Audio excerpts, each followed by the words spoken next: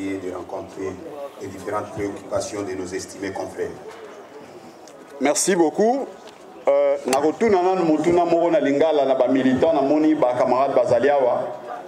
Est-ce que ceux qui des équipes ils ont dans le terrain match esili na nouté équipe moko a décidé à kanga ballon abima libanda ya terrain est-ce que arbitre sengeli alanda ye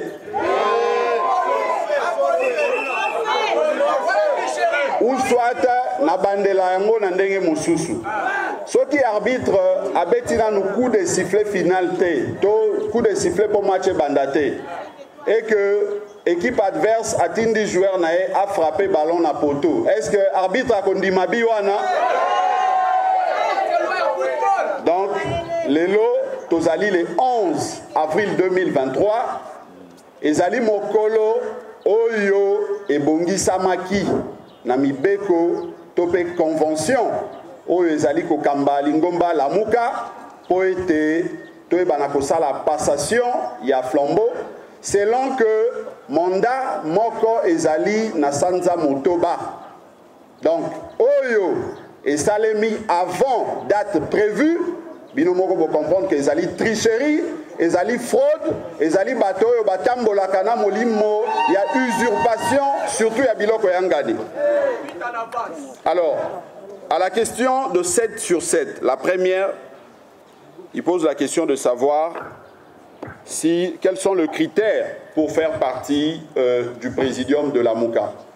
Je crois que la convention de la MOUCA, nous, au Nouvel-Élan, nous avions fait un effort depuis la semaine passée de partager cette convention parce que nous considérons qu'à ces jours, la question de la MOUCA ne relève pas que des deux partis politiques Nouvel-Élan et SIDE.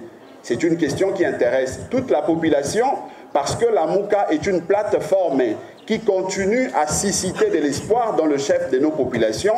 Et la guéguerre nous imposée par Martin Fayoulou doit être bien analysée. Le peuple doit comprendre cela pour essayer effectivement d'établir des responsabilités. Et ici, je suis clair, je dis que la responsabilité de la situation que traverse à ces jours la MOUCA, en tout cas, incombe à Martin Fayoulou et lui seul.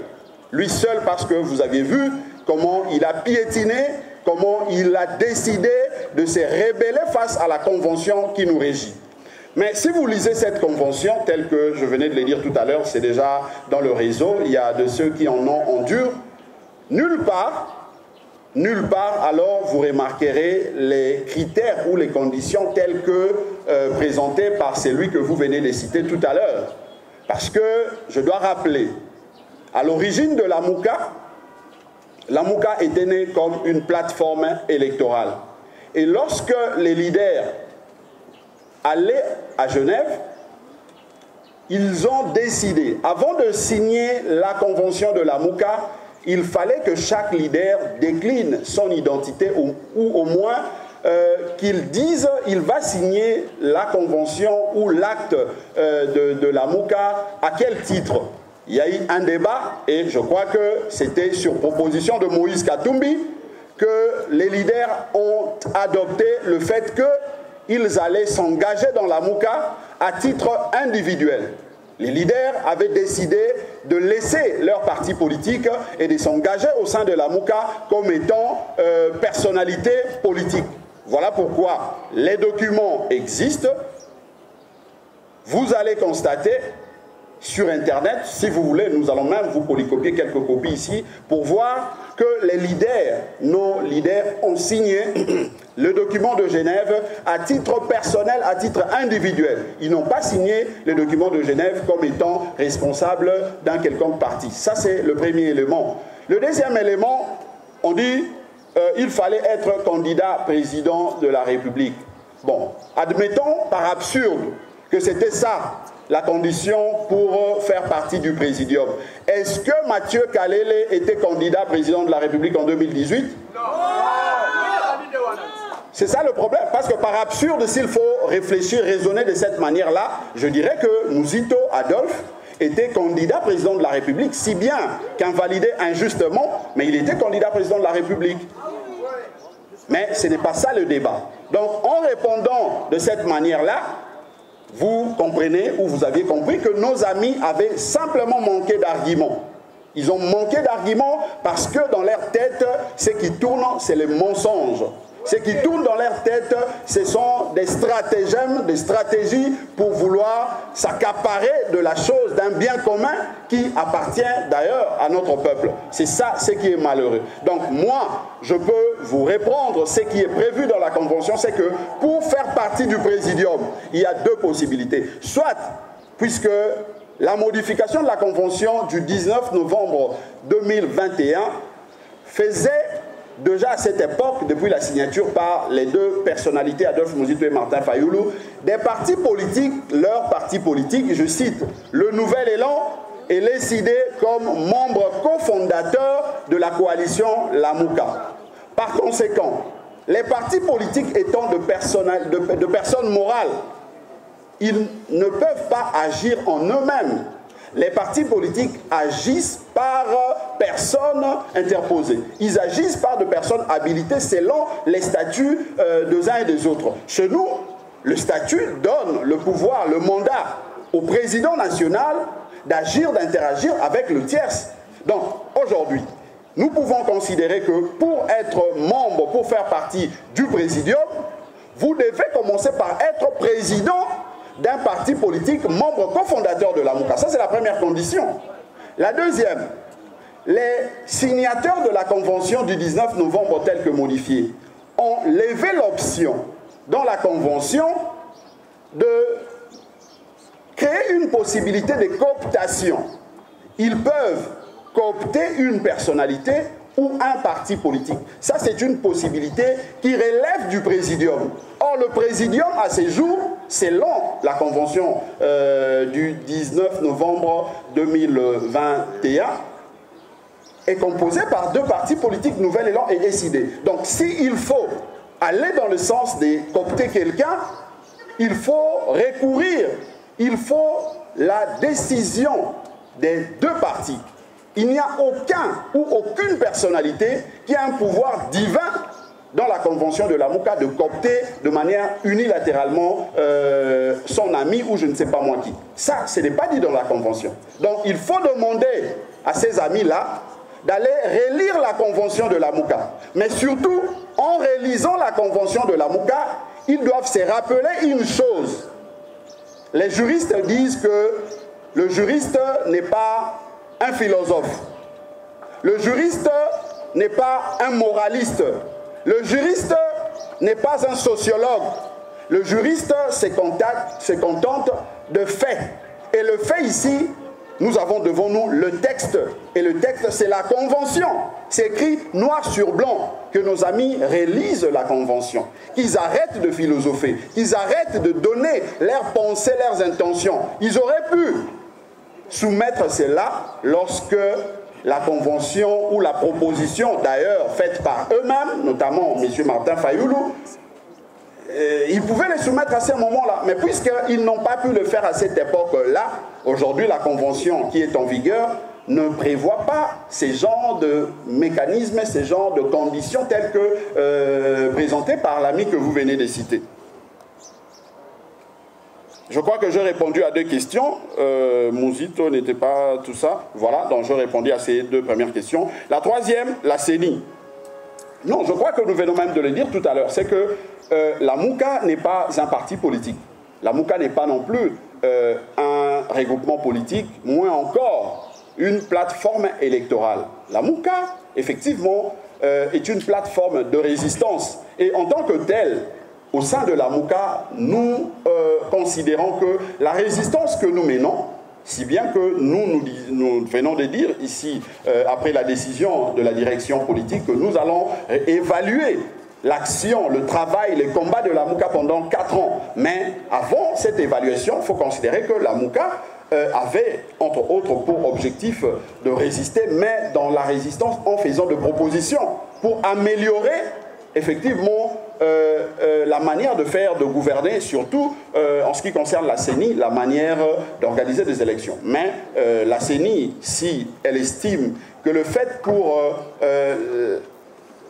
en tout cas la Lamuka, de faire ses observations, de faire ses critiques par rapport à la marche de l'enrôlement,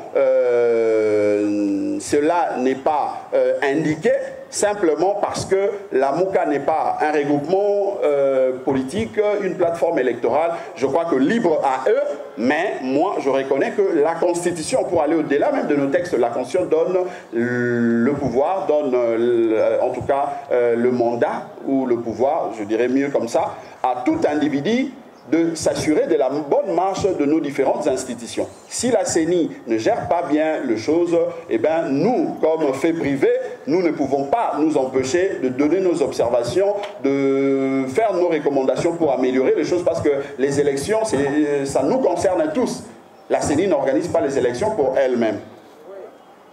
Alors, 24 sur 24. Après 6 mois, nous allons remettre le flambeau à qui? Je crois que, je l'ai dit à l'entame, c'est que la MOUCA est constituée aujourd'hui des deux partis politiques. Le Nouvel Élan, parti cofondateur, et l'ESID, parti cofondateur aussi. Mais vous aviez lu le communiqué de Martin Fayoulou du 31 mars. Il ne pas aller par 4 chemins. Martin Fayoulou, en considérant une lettre du 22 décembre imaginaire, d'ailleurs, je vous avais demandé, vous partenaires de la presse, de nous aider à pousser Martin Fayoulou de nous brandir cette preuve.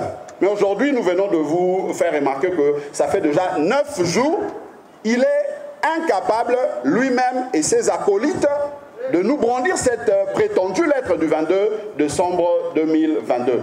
Mais nous vous avions ici présenté la lettre du 20 décembre de M. Adolphe Muzito adressée à Martin Fayoulou, coordonnateur sortant.